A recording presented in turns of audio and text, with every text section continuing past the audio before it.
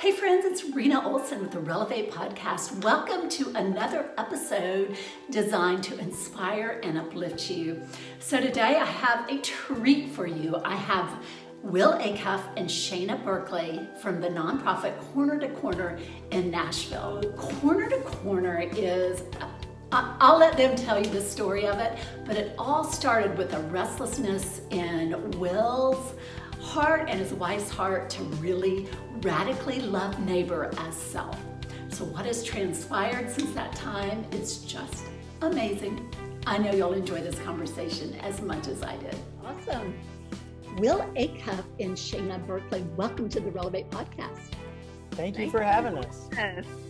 Oh my gosh. I am so excited to have you both here to share your personal stories of how we kind of got here and also to learn more about the amazing organization that you're both involved with called Corner to Corner. It is such a light and such a great example for people to learn from, and just really super excited to share this story. So gosh, thank you both for being here. Yeah, we're glad to be here. Thank you for having us. Oh, absolutely. So, Will, let's start with you. And I believe the initial journey started with you and your wife and kind of the call on your heart to really do something. So if you could unpack that a little bit, that would be amazing. Yeah, for sure. There's a really long, and then a truncated version of this story. The truncated version is my wife and I moved to a historically low income community in Nashville, Tennessee. At this point, was that a little over 13 years ago, 14 years ago, something like that. It's getting misty at this point, blurry depths of my mind. And we really moved here with a lot of questions, specifically if Jesus lived this way, right? If the way that we see him living in the gospel is the way that we see really the whole biblical story of moving into the margins, loving neighbor as self, a deep concern for what I would describe as biblical justice. Mm-hmm. We both felt like we had learned some good truths growing up and being part of churches, but we hadn't gotten the theology of love of neighbor. Mm-hmm. That was usually, boxed in as like a short-term mission trip or equated with love of neighbor equals evangelism only or something, mm-hmm. Coming out of kind of the subculture that we came out of. And so we moved into this neighborhood really with questions. What does it look like to love neighbor as self? Mm-hmm. And so we came in as learners. Right away, my wife, she was like, I'm going to dive full in. She is an amazing woman, and she became a former offender job training specialist working behind bars at the men's prison here in Nashville, really helping former offenders to transition back to the community so that they were able to get what we might call right now jobs that were an anchor in the storm of transitioning back, just one little anchor of stability. And what we found living in the community is that those neighbors who were coming home were our physical neighbors. They lived down the block, they lived next door. And over our time, just our house became a place where folks were hanging out. It became a place of peace and safety and welcome. So we put a little free library in the front yard for kids. We had toys on the porch. We used to recreate the NBA playoffs on Xbox and offer like a $50 cash prize, to teenagers in the neighborhood. And if you want to see focused teenagers, like offer money for video games. And over time, just organically relationships were forming. But we really, at one point, we had volunteered for all sorts of stuff that was happening in the community. But we saw that the programming was good, but the relationships didn't last. Yes. And realized that in the nonprofit culture, really, there was this vibe of programs are the point. And we were really wrestling with, shouldn't relationship be the point? Yes. Believing that relationship is where long-term life transformation happens, right? It's why the church actually cares about getting together. It's why they care about things like accountability and being in each other's lives and weeping with those who weep and rejoicing with those who rejoice. And a program doesn't do that, right? Relationships do that. And so we were planning and praying back in 2011 about whether the Lord, was calling us into starting something. And we felt affirmed in that. And so now 10 years ago, we launched Corner to Corner with a bunch of different kind of things in the DNA of the organization that we can get into. But one of the biggest ones was we are going to do this in partnership with the community. And so we went to our local rec center and said, hey, what can we do together? And just started having these kind of dialogues and learning sessions versus what, the historical kind of vibe, especially in Christian nonprofits, which has been like, I'm going to build a building, or I'm going to build the thing, and then I'm going to market to the community to come to us, and it's usually on our terms. We started from the other kind of posture of what are we going to do together? And we're going to submit to your space and your keys to the building and all those things. Fast forward 10 years, we now have 3 kind of areas. Well, I'm sorry to stop you, but how did you guys kind of figure all this out? Was it, because a lot of what you're doing is not intuitive. Big credit to, we were involved in a local church that was very focused on local ministry in terms of, Shaina just pointed out that my mic is rubbing. Let me see if I can. Thank you, Shaina. I was trying to do it on a break, but didn't happen. We were part of a church community that really felt like your time and your treasure should be going to your local community. And they would say that from the pulpit all the time. Like, we've got 2 zip codes that our stuff is going toward. So that was really important in our framing. And then the Christian Community Development Association, John Perkins and that crew of leaders, Tiffany and I got really involved, reading the books, going to the conferences, really trying to learn. And the heart posture of, we need to step away from more of like a paternalistic mindset, and some would even say a colonial mindset of like, we could fix this if you just listen to what I say. And it's a little bit like, from a business standpoint, it'd be like you saying, I don't need to listen to my clients. I just tell them what to buy and they buy it, right? No business has ever succeeded with that posture, right? But in a lot of ways, that was the posture of ministry that we were seeing. And so, several wise people that we were able to sit at the feet of. And then realizing really early on that there are things that can move at the speed of business or the speed of efficiency, right? Like, you want to have a good chart of accounts or a functioning board, right? But other things need to move at the speed of relationship. And so establishing that as a core identity and then resisting the pull into efficiency mindset in those areas, Sure. And I love the fact that you guys moved into the neighborhood. And didn't you tell me you kind of started building those relationships with the kids by putting a box of toys on the front, front porch? Yeah, we had boxes of toys on the front porch, free library in the front yard. I mean, we were already in relationship with neighbors for years before Corner to Corner started. So there was no, hi, I'm Will, nice to meet you vibe, when we started Corner to Corner. In fact, when the very first program that we launched was Tiffany's former offender job training course for free at the local rec center, because that's what the staff wanted to bring to the rec center. And it was, in our neighborhood, right around the corner from our house. But we already knew a ton of the kids who were down there. And actually, word got out about the class in part because of the relationship we already had with these other neighbors. So it wasn't like a cold sale, you know what I mean? It was much more this slow, steady drip of familiarity. And we talk about it here as the ministry of consistency. At the end of the day, there is no magic trick. There is show up with a learner's posture and really embracing the humility of Christ, and do that day in, day out, and then see what God does in a decade. Just so good. So good. I just love the way you approached it from kind of a very different direction that a lot of well-meaning nonprofits and churches, most everybody is well-meaning, but I think you really, you came at it from a different direction, from the relational standpoint. And I think that's so awesome. So in a previous conversation, you said the gospel lived out is an adventure. Yeah. Share more about that. Yeah, I mean, that was a big touchstone for Tiffany and I in our marriage, actually. I would say I was on a trajectory. I thought I'd go to college and then go to seminary. But in college, I took a sidetrack, getting obsessed with playing in rock and roll bands. And I was doing that a lot coming out of college. But I was fortunate enough to go on a trip with an epidemiologist from the University of North Carolina and his wife, who's a general practitioner.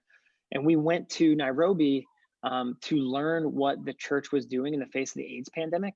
And for 6 months prior to that trip, we met at their house every single Sunday. And we read doctrinal papers, we read economic papers, we understood things about how policy in one area of the world affects, sub-Saharan Africa. And it was the first time I'd ever been exposed to the nuances and the complicated factors that go into not just global poverty, but local poverty. And then going to Nairobi, I mean, it's a classic story. Naive white kid from, the US visits another country and suddenly realizes that poverty is real, right? Like it's kind of a trope at this point. But that's what happened. And when I came back, I was so destroyed. Like my worldview was gone. And the Lord very gently met me in that and was walking with me and restoring me, but building something new. And that's when I met Tiffany, my wife. And in our early dating, we just kept talking about this idea that like, if you're going to believe this crazy story, it's not an invitation to comfort, it's an invitation to adventure.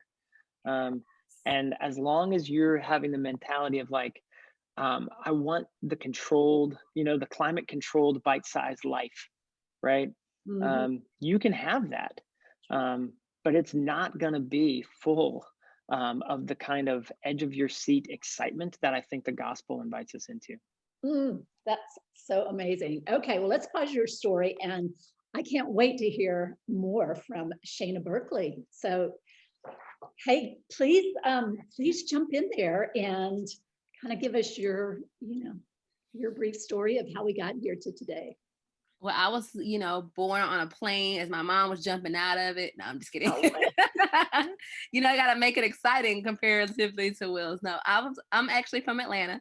I am the youngest of three and have always been a pretty autonomous child to my mom's, credit. She really helped me out there. But, and when I was probably about 13, I just felt like God was telling me like it's more to life than this very comfortable, happy childhood. And not necessarily in the sense of discomfort, but I had done it all. I had older siblings. So it was the thing of I was in the homecoming court in like 9th grade. I had done all the things and I was like, I need something different. Mom was like, what is it that you need? So we started looking at different schools. And I decided to go to a college prep boarding school in Chattanooga called the Baylor School. And that is really where I grew a relationship with God on my own. I was not necessarily under my mom's roof, but I obviously had to follow her rules and went to church and kind of learned about who God was for myself and was gaining this independence and this voice, and really learned about the type of woman that I wanted to be and the type of leader that I wanted to be, and had lots of opportunities to either shrink or to really flourish. And, and God kind of gave me the confidence in that to really flourish and to speak my mind and to like say how I felt, and after that I went to college, I went to Vanderbilt. That's how I got to Nashville. And my senior year of college, I was like, okay, what am I going to do after I graduate? What am I actually going to do? And so I decided to try law school. I was like, I'm just going to try it. If I don't like it, my mom was like, you don't have to stay. The thing I love about my mom is she never made me feel like any decision was finite. She always was like, you can change your mind. You don't have to be what everybody wants you to be. I want you to just figure out who you are. So I went to the Belmont College of Law and graduated law school, passed the bar, practiced law for a couple of years. And when I was practicing law, I found that I was kind of lonely. I was the youngest person that was at I worked for the state of Tennessee. I was the youngest person there. Everybody else was married with kids. And if they hung out, it was couple dates or play dates. And I was like, I just got a law school. I need friends. I want to go out and have a good time. And so I did what everybody does, right? I made a New Year's resolution to work out. So I went to, that's like the thing to do. Yeah. So I was like, all right, I'm going to work out. I went to the gym, and of course you need good music. So I sat down to turn on the playlist, and some kind of way I found myself on Facebook, which is literally what happens normally. If you let yourself get a little idle, you'll end up on social media. And I saw an ad from Mignon Francois, the Cupcake Collection, about a business class. And I was like, well, that kind of sounds cool, because the way that I was actually creating community at my job was people would come to my office every day to see what I was wearing. They liked my outfits. They were surprised at how high my shoes were. I was not a navy suit kind of girl. And so we are still surprised. Yeah, we're still surprised. See those shoes. Yeah, I have a bunch of them over here, but yeah, I'm always, wanted to just be myself. I was not the navy suit kind of lawyer. I was the pink heels.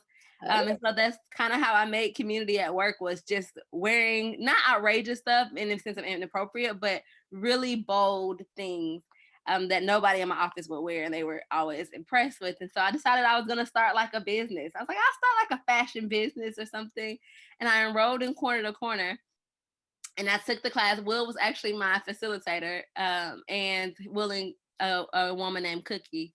And they taught me about business, but more so about, community and loving well and being thoughtful in your decision making. And I was already a pretty legalistic, logical kind of person, because that was my day job. But this really incorporated that plus creativity and that plus fun. And my classmates were awesome. And so after I graduated from that program, I was still growing my business. I still have a business called The Fashion Chase.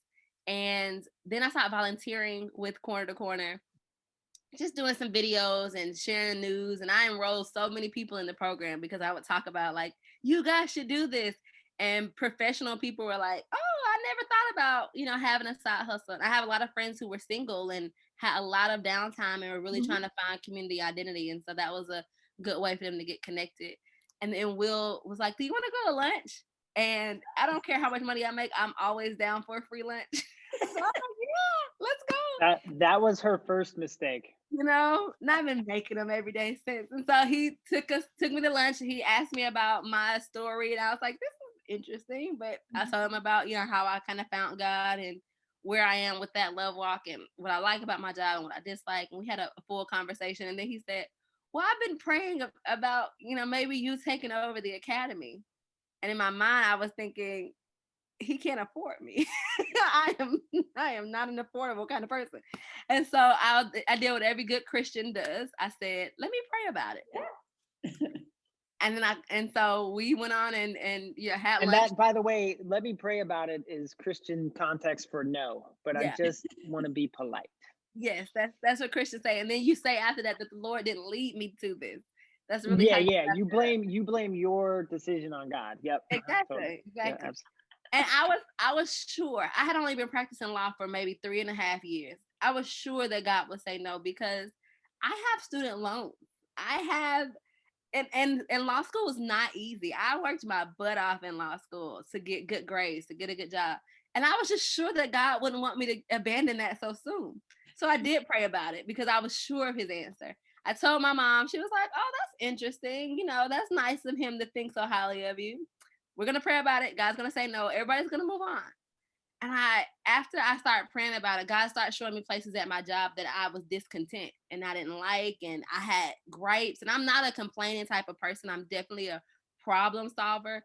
But I just felt like a complainer and I was like, God, what is going on? Mm-hmm. So I went to my boss at where I practiced, because her and I were also friends. And I was telling her, like, I think God is wanting me to do this. And I don't know why. I don't know if I'm making the right decision. And she told me, if you get there, you hate it, I'll hire you again. You're a good lawyer. You know what we do. I'll rehire you. So if you didn't know that at the time, by the way. Yeah, this conversation would have felt deeply insecure for me. You don't show all your hands at the same time, all your cards at the same time. But yeah, I was a lawyer. We always have a plan B. So I go to her and I talk about it, and she's like, I'll rehire you.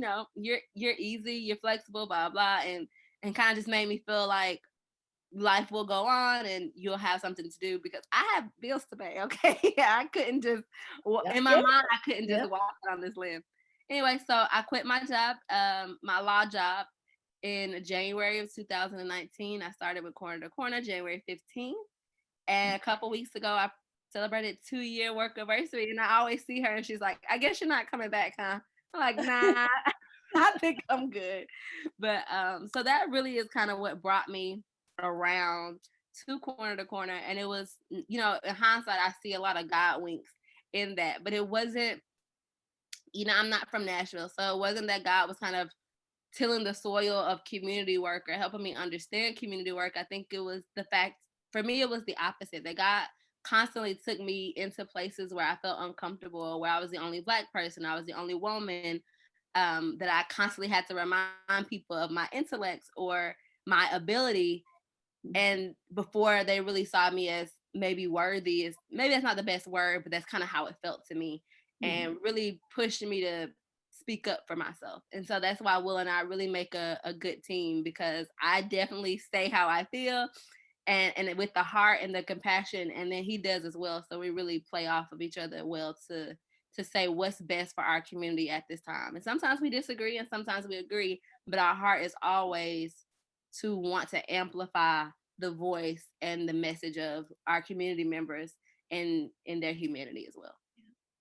Well, and just the state of our country and the racial tension that exists. I mean, it's so heartbreaking for so many of us. And I just think what you guys are doing at Corner to Corner is a model of what is possible for other communities. So it just makes me so excited.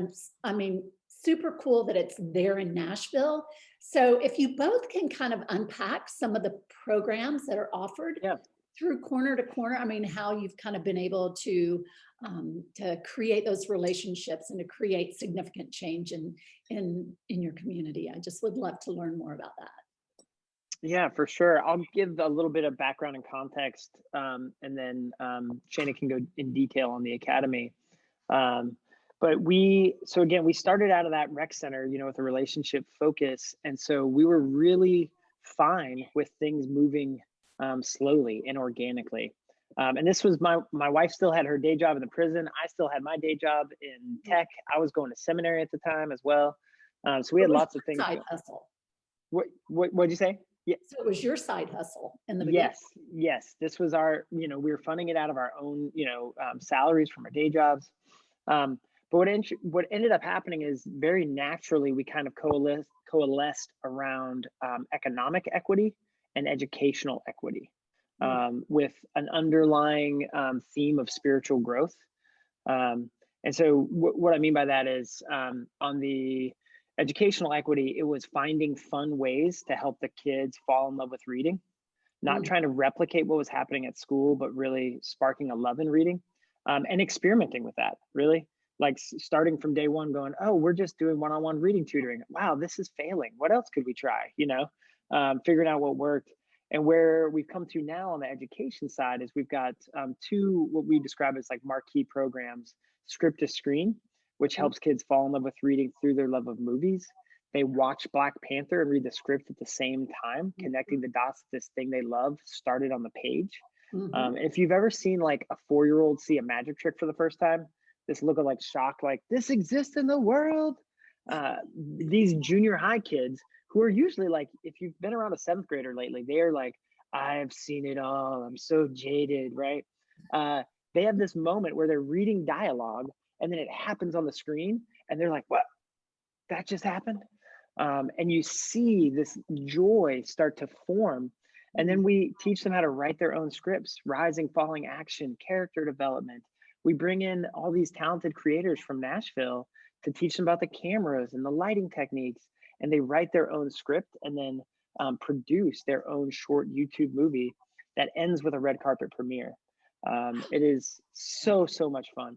And then we have another program called Hope Bakes, where we use the kind of small galley type kitchens that are at a lot of the local rec centers and family resource centers to teach kids sneaky math skills while they follow recipes and make things like Taki brownies, which if you're an adult, I would not recommend that you try a Taki brownie. But again, if you're in 7th grade, you're like, this is the best thing in the universe.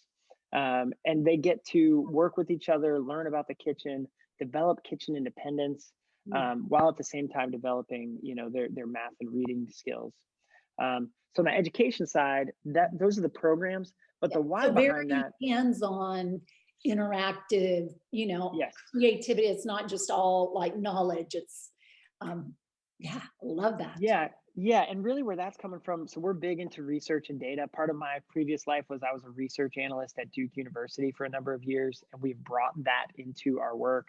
And there's a lot of debate about the best way to teach a kid how to learn in the education system, but there is near universal agreement on the idea that if you can help a kid fall in love with it and gain their interest, then all the other stuff is going to naturally build and flow.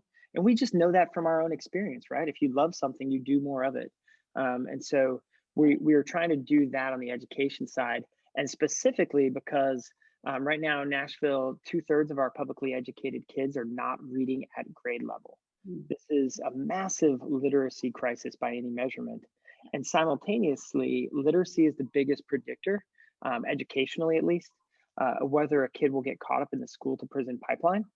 And then when you take into the effect that Nashville right now has the highest incarceration rate per capita in the United States, we have built a conveyor belt, that launches kids into this system. And then we wonder why it keeps happening. And so we really think that, Corner to Corner has a role to play in helping spark a renaissance in tutoring education that involves hands-on, falling in love with, and getting access to technology all at the same time. So that's the educational equity side.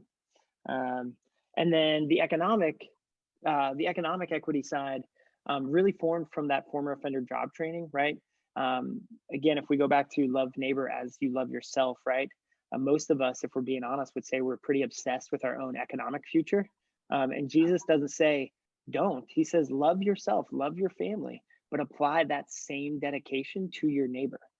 And so in Nashville, like most cities, we have major income inequality that fall along historic neighborhood lines, racial lines. And so we are committed to developing on-ramps to opportunity for neighbors who have historically been underestimated. And when the economy really started heating up in Nashville, we put away the former offender job training because those neighbors were like, I can get a bad job on my own right now, right? Like the economy in Nashville was so good that you could get $9 an hour. But those same neighbors were saying, I don't have enough to get through the month because the city is getting so expensive. And that's when we found and licensed a nationwide curriculum that was already in use in about 80 cities. And we launched our first cohort of the Academy, which equips underestimated entrepreneurs with the tools they need to plan, start, and then grow their own small business. And that's the program that Shaina first came to after a local businesswoman, Mignon, posted about us and put an ad out for us. And now Shaina is the director of the Academy and can tell you all the wonderful things that she's doing. Oh, yeah. Yeah. Thank you for that warm introduction. Yeah. So the Academy started in 2016 with the one location. This year we'll have 10 virtual locations. And it started with about, 15 to 18, right, Will, graduates, something on those lines. There were 13 in the first cohort. Oh, 13 that graduated, that made it through. Yeah. So last year we graduated about 140 entrepreneurs. And this year we're looking to graduate 200 entrepreneurs. And those entrepreneurs are underestimated entrepreneurs. So again, that we believe that all people have God-given talents, drives, and passions, but they don't all have the opportunity to live out those things out loud. And so what we want to do is just create on-ramps to opportunity and lower those barriers to entry. And we do that through. So, I'm sorry, Shaina, to interrupt you. So you call them underestimated entrepreneurs. Yes. Is that the word? Yes. And what that means. That's our favorite phrase because so many of the phrases that are often used in nonprofits start from a position of pity. And we think about this far more like that person who you weren't looking at them, but they're about to dunk on you, kind of underestimated vibe. Yeah. Love it. Anything you would add to that, Shaina? Yeah. I wouldn't use the dunk analogy, but I think that's a good one. I think you can cut the dunk analogy. Let's scrap the dunk analogy. Yeah, we're with the dunk analogy. I would dunk on some people. I mean, if given a trampoline. If I was gonna say, but yeah, underestimated because it's not that they don't have everything that they need in the sense of having agency and having a great idea and having the intellect. What our community is missing is the opportunity and the things that's not taken into account when you look at statistics about Black businesses or the success of Black business or how 41% of Black businesses closed in COVID is going to be the fact that they have less resources. It's going to be the fact that they had less opportunity and awarding of things like PPP. Like they had less of what makes small businesses successful. Mm-hmm. And our job and what we constantly think about and what we're obsessed about at Corner to Corner is to say, how can we give our neighbors and friends more of what everybody else has, more of the opportunities that exist in this world, more of the education and the support and the mentorship. And so the first thing that we all need is just like a house, is a foundation. That's what the Academy does. It's a 10-week program and we license a curriculum. And in that program, we talk about your customer, your mission, accounting, legal, the foundation of a good business, the mindset, the understanding, and we give you the tools to do that. So it's not like you need to have a good accounting system. We talk about QuickBooks. We bring in guest speakers who can tell you about accounting, who can tell you good accounting practices. We widen your social network because we know your network, it determines your net worth. And so once you have that good foundation, we then have a class called the Academy Amplified, which is for graduates. And we then ask you, like, where is your greatest need? Is it in mentorship where you can have accountability or someone who's done it before who can give you direction? Is it in the fact that you need a Shopify because you sell products and we teach you how to make a Shopify? Is it that you need a contract or you need to file a trademark? We have a lawyer, a pro bono lawyer program. Is it in the fact that you need a $2,000 piece of equipment because you make t-shirts and you have to pay for the printing? Well, we have a promissory note program that we're rolling out, right? So we're seeing where they have greatest need and we're helping to aid that along, again, to make their business successful and to make it grow and so they can be in control of their own destiny and their own legacy. And so the Academy really is something that has grown. So many people ask me about how does the Academy grow and what is it? We have a lot of word of mouth communication because people have such positive experiences with it. They tell their neighbors, they tell their friends, and it doesn't have to be, you want to start the next $1 million company. You may want to supplement an income. You may want to buy something specific. You may want to save money or to try out an idea with a low cost of entry. We welcome all types of businesses from all entrepreneurs, underestimated entrepreneurs, so they could be successful in their own right and really have that self-confidence and autonomy to be successful in life as a whole. So amazing. So people coming into the class, do most of them have an idea that they want to, kind of germinate and build out, or talk? And if you can give me some specifics of just some businesses that have been brought up through the Academy. Yeah. You want to go first, Will, or you want me to? I'll go first with a couple of stories of businesses. Well, first, there's the moment we knew we had something, right? Because we're a big, what I would describe as an agile nonprofit. Like we want to iterate and try things and scrap programs if they're not meeting the needs of our community, or they're no longer partnered with the community, right? Like that, those kind of things happen. And so we want to put them aside if that's what's going on. And so when we started with the Academy, we didn't know if it was going to work until the first graduation celebration we had. And we should say our graduation celebrations, like our last in-person one pre-COVID, had over 500 people. Like it's this massive block party. It's so encouraging. But that first one had maybe 40 people, right? And 13 graduates. But one of the speakers was a graduate of the class who got up, a 13-year-old girl who was making buttons and custom greeting cards to try to get her peers to talk to each other offline. And she had this beautiful story about, what she's trying to do to connect with the hearts of her peers, but that she also wants to sell 100 units by the end of Q4. And you hear this 13-year-old girl express this, and instantly this businesswoman from the community stood up and said, I'm buying your first 100 units tonight. And then a second person stood up and was like, and I'm buying your second. So she sold 200 units that night and far exceeded, right, her goals. Well, also on stage with her that first night was a guy named Marcus, who wanted to launch a boutique kind of soul food restaurant that blended the best of Nashville's history with also this moment of it being the it city. But he didn't have the funding to launch a brick and mortar just then, right? So he did what we teach in the class: start small so you can start now. Yeah. And he launched a catering business. And just week over week, year after year, this was his side hustle that he was growing. And then this past fall, his brick and mortar, right before COVID, right? This was, October 2019. Wow. He launches his business, and then COVID happens, right? Mm-hmm. Well, I get a call from him last year, and I thought it was going to be one of those phone calls of, man, I just can't hang during COVID, but instead he said, Will, we have pivoted so well to takeout, and we're doing so great that I want to scholarship 5 more restaurant students into the academy this fall. And so he went from, again, he was on that stage in 2016, and now his restaurant is thriving, and he's opening a boutique cocktail lounge. Is his next business. He's got the property. He's doing the build out. So it's there's amazing stories. Tony is another favorite of mine because Tony was already a hero. He was the first Black firefighting captain named in the city of Nashville, right? So he's a hero every day at his job.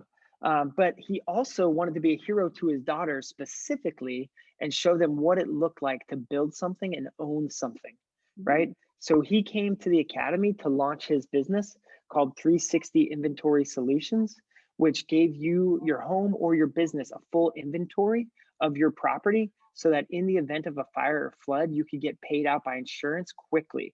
Because he'd seen so many families go from this terrible fire tragedy to this, bureaucratic nightmare where they don't get to rebuild.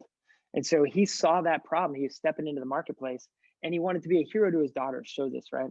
Well, he came through the program, did amazing. He launched from us and then went to the next level to grow it with the Entrepreneurship Center, which does more high-level scaling here in Nashville. We connected him there. He starts going there, and he calls me and says, hey, I want to get one of those giant checks and come to an academy class and donate 100% of my first sale to Corner to Corner because I just closed my first deal. So he ended up, but he wanted to make a big deal. He wanted to show others what he was doing. So he's a hero to our community. And I thought, honestly, the story was going to end there. And then 6 months ago, he hits me up that he's donating his kidney to his sister. And I'm just like, you are the best of us, and these are the people who are part of this community. It's, we feel incredibly fortunate to get to be a small part of it. So good. So amazing. Shaina, you got a story for me of a graduate? We'll gave you our heavy hitter, but I think it's important to know that our graduates are diverse in their desires and who they are. So I had a student who was a grandmother who inherited her grandchildren, and she wanted to make sure that they could do ballet and football. She was like, I just want to make enough to where I can pay for these extracurriculars and really give them a full childhood experience. And we find that just as valuable as someone who's scaling $1 million businesses, because she's being able to define what works for her family and her lifestyle. And we have women or people really who enroll in our class. I think the oldest we've had was about 70 years old. And she retired, and she decided, like, back when I was younger, she would tell me, because I was 30 and I was her facilitator, and she always laughed and was like, it's so funny to me that a 30-year-old can teach me so much. And she said, when I was younger, all we could be as Black women were seamstresses or housekeepers. And so she was actually a seamstress all the way up until 70. And she said, and now I want to do things that I want to do. I want to learn more. I want to get involved. And so that just really shows the power of community, that you're never too young. You're never too old. We had a 13-year-old, a 70-year-old. Oh, that's so cool. Really. So interested to know what the 70-year-old is pursuing as her next. She's doing great. She texts me. She not email. She texts me from time to time. But she's actually the genealogist. So she did a history of her family. And it is really challenging to do for Black families because it's hard to find information. But she did one for me, and she found a picture of my mom from high school. And she's like, "Is this your mom?" And I was like, "I don't know, actually." So I showed it to my mom. I was like, "I think that is me," very long time ago. And so she's actually doing that for a lot of different. She did it for the history of her church. She was commissioned to do a history of her church. She's done it for a couple other people. So we keep in touch via text. And that is a longer process, right? But she found that is what's fulfilling to her. And she found a way to make a business doing that, and learned a lot about Black history, Nashville Black history, and really what that means to the greater nation, how we've really changed and progressed, how our country is ran, and race relations, and the things that Black people have been able to do in the country. So it's been a really fun experience to watch her uncover those things. That's so cool. So I'm sure that there's relationships and camaraderie that exist between the classes too. Oh yeah. That's probably really cool to watch that develop. Yeah, it has been more challenging in COVID, but it's great to hear people say, "I loved my teachers," or I was there when a teacher actually met one of her students in person. We did like a social distance photo shoot, headshot night, so that I have some digital assets. And they were like, "Oh my gosh, hi!" And so that you have this heart and affinity towards each other. But even in person, I led a class, and actually my class got together and sponsored 3 students who went through the program after them. They all pulled their money because they had such a good experience. They keep in touch. One of my students is a photographer for a balloon artist that we have who's really successful. She goes and takes the pictures for his business. So we have a lot of overlap, and people who have found community and working together in business and in friendships. Cool. So is there kind of a Shark Tank part of this program where they pitch? Will, you want to talk about the pitch contest? Yeah, we do. Well, let me say first, it's important to understand that we have a very distinctly Christian ethic, or distinct Christian ethic in the way we approach business. And what I mean by that is we don't like weave Bible verses in so that by week 3 we're talking about, marketing, and we're like, who was a good salesman was Jesus. And the reason we intentionally don't have that approach is because historically programs have been interwoven with a more overt evangelical messaging, and the community has experienced that as, you want me as a mission project and not as a neighbor, right? And so we think sharing the truth about Christ is awesome, and absolutely we should be having gospel-centered conversations, but we also want to build long-term relational trust, right? So that's kind of how we approach things. So when it comes to like the Christian ethics of a business program, we are really upfront that we want to support you and walk with you, not because we think your idea is incredible and that's what earned you a spot here. We're saying, no, you're a neighbor. You were made in the image of God. You are amazing, period. So we want the skill set we're teaching you is for whatever idea the market responds to or that you want to pursue, right? And so that shapes how we do our pitch contest, which is not Shark Tank, like get up there, be vulnerable, and then be critiqued, right? And told, here's the 9 reasons why this thing won't scale to China, right? We instead have a pitch contest where, like I remember one gentleman, he started to lose his place and he just froze, and he's in front of 500 people, right? The most people he's ever been in front of in his life. And, instead of getting boos or awkward, oh, I feel bad for him, right? Instantly, people were like, you got this. We love you. Just cheering and encouraging. And you saw his posture change, right? He went from like, I'm having this fearful moment, to suddenly emboldened and lifted up by his community. And so that is what's different in the way that we encourage our community to form around each other. and then also to elevate each other with your idea, not elevate the idea at the expense of the individual. Mm. That is so awesome. And I don't know at what point business kind of got that reputation of being like cutthroat and, I got to take you down so that I can rise up. And it's not necessarily, it doesn't have to be that way. So for you guys to be leading with love and faith at the center and just belief in humanity. And, sometimes it just takes somebody saying, I believe in you. You can do this, because a lot of times, especially when you're, giving a creative idea, especially to non-creative people, a lot of times they can be like, you want to do what? But you have to have people, you have to have that safe place where, you can kind of talk it out and figure it out. So I love this idea so much. Yeah, and we found that our students have been wildly successful on their own terms. I mean, last year we put about $8 million back into the neighborhood economy. So it's not Wait. Say that again. That is unbelievable. It is. Last year, our graduates businesses put about $8 million back into the neighborhood economy. And so those aren't our numbers. Those numbers are based on the Small Business Administration of the U.S. government. That's their annual report card statistics. And 7 of our statistically significant measurement tools that we use with Vanderbilt University, they're one of our partners, we saw significant growth across 7 indicators that we measure.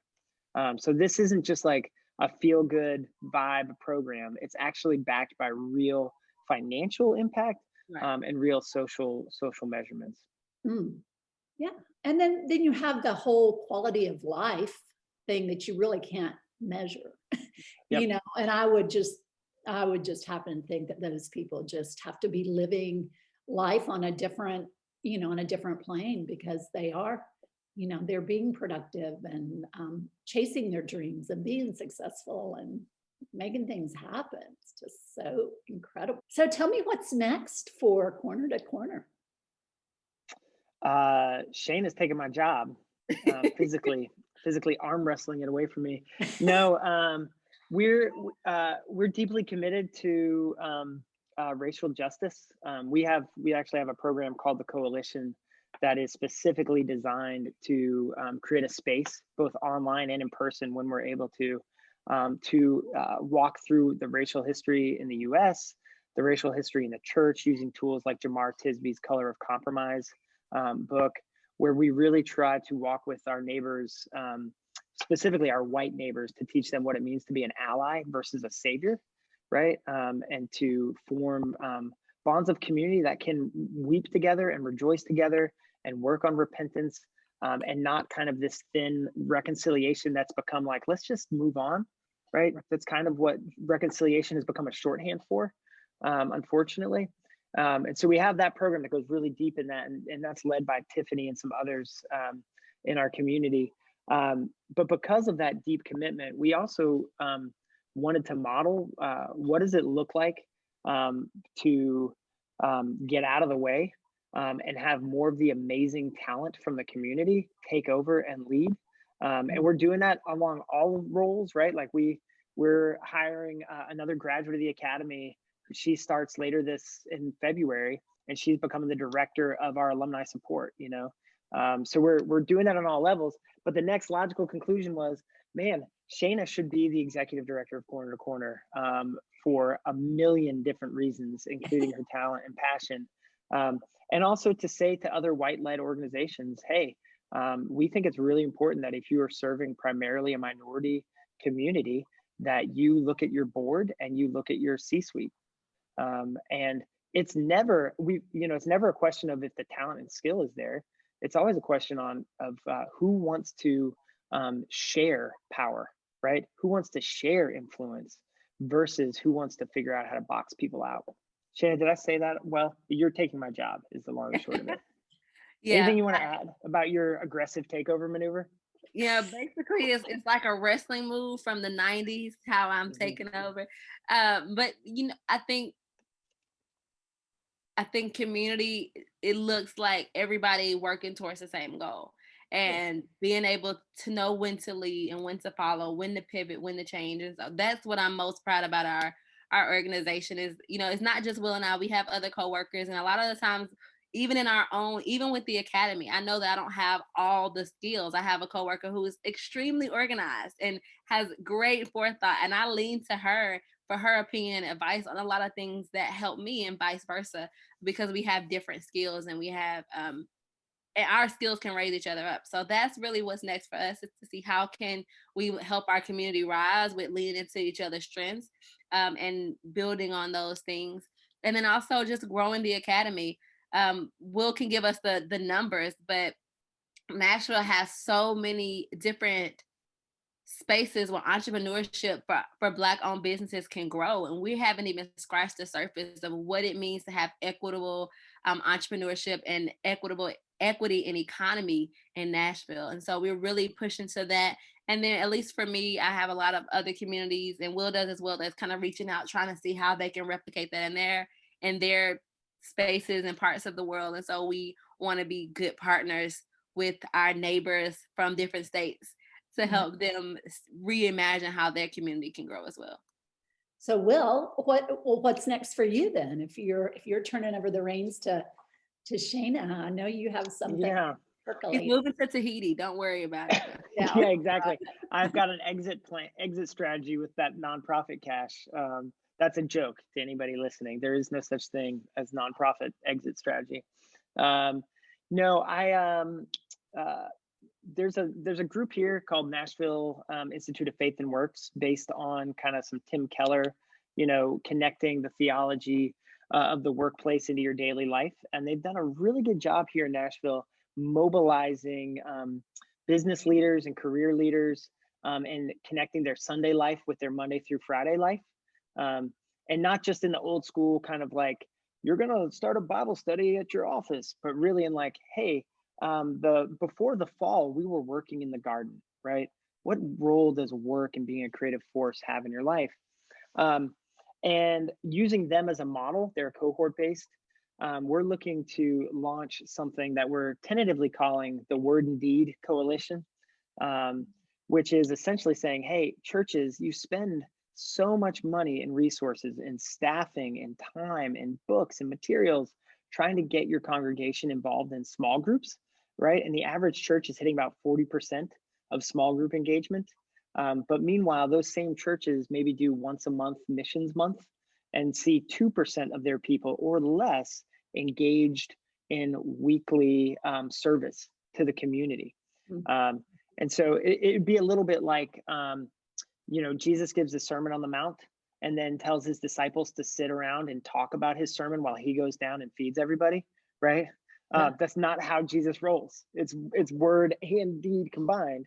And so this would be a cohort-based program where we invite church leaders and community members to go through a year-long intensive on getting a theology of love of neighbor and connecting the dots. That discipleship that's formed around reading scripture, that's one side of the coin. The other side is living that out in community action, and really connecting the dots and calling the church to what I would say is a more robust understanding and living out of the gospel. The gospel is not simply the gospel is not simply word. It is also deed. Right. So yeah. And I think well-meaning people just have a hard time. They know they should be doing that. I would think God's probably stirring in their heart, but they just have a hard time making that connection to. Absolutely. My pastor, Andy Stanley, always says, what breaks your heart? So we all have something that breaks our heart. So find that thing and get connected. Yeah. And that's, part of it is, I think we again, your average church is not assuming that people are going to form their own small groups and buy the right Bible study material and right. They equip them to do that. They build bridges and infrastructure, right, to make sure that happens. But we don't see the same thing happen with local ministry and even international ministry, right? But our focus is going to be local. And so we're essentially saying, hey, if you want to see your people do this, let's build that infrastructure together. And so we'll see. We're in early dialogues. I'm also I'm gonna step away from executive director and just be founder who does fundraising as well. So I can help take that a little bit off of Shaina's plate while she is remodeling Corner to Corner from the ground up. With a little bling and dazzle. I'm just kidding. Sure. Yeah, exactly. with some really fancy. Yeah. We're stepping up our fashion game for sure. That's the first. Yeah, I wear like an old hoodie and a bland mask. I'm just not cutting it anymore. Yeah. Well, you guys, this has been such an amazing conversation. I just wish you both so well, and am very excited to continue following Corner to Corner and both of you. And thank you for just doing such amazing work in our communities and our world, and just lifting people up to a higher level. It's amazing. Thank Thank you. you. So how do people, if they want to learn more about Corner to Corner, what's the best way to get in touch? cornertocorner.org is our website, and that's TO Corner, not the number 2 corner. And then our Instagram, we're very active on Instagram. It is just at Corner to Corner. We also have a YouTube page that we have a series about. I wasn't trying to overwhelm them. We got so much content. They need to know. Some people, I love YouTube, so I'm all about it. And we're actually doing a series about this executive director takeover. So we would love some ideas about what people want to see. But our YouTube is youtube.com/corner, TO Corner. Love it. Love it. Thank you both. Pretty amazing stuff, huh? Wouldn't you agree? And I think I get so excited about organizations like this that are faith-based, but they're just really out there on the edge, taking Jesus's words to heart and moving love into action. So I love what Will said. The gospel is not only word, it's a deed. It's not about going to church on Sunday and sitting in a row or pew. It's about finding something that lights up your heart and then moving that into action. So I love what they're doing with underestimated entrepreneurs. And maybe the challenge for you in this episode is to get connected with a nonprofit. Pretty much, especially organizations like this, need mentors. And they need people to come alongside and to volunteer and to give and to serve. So I love what they're doing in Nashville. Check them out at cornertocorner.org and send them some love, y'all. I'm Rena Olsen, and this is Relevate.